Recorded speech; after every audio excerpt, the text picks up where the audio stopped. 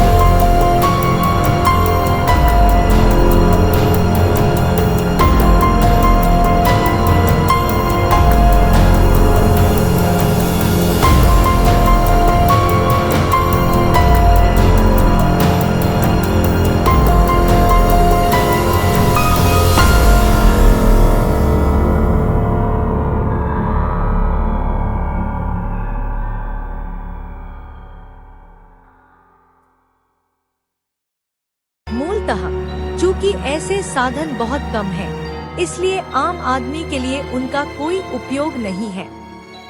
इसके अलावा भोजन खराब न हो, भोजन में कीड़े न लगे आदि मंत्र भी बहुत प्रसिद्ध हैं और प्रयोग में भी लाए जाते हैं।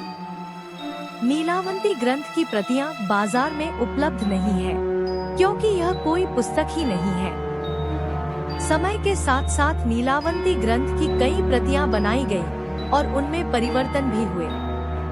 चूंकि यह ज्ञान गुप्त प्रकृति का है, इसलिए इसे गुरु शिष्य परंपरा के माध्यम से प्रदान किया जाता है। कुछ प्रति और नीलवंती ग्रंथों के ज्ञाता।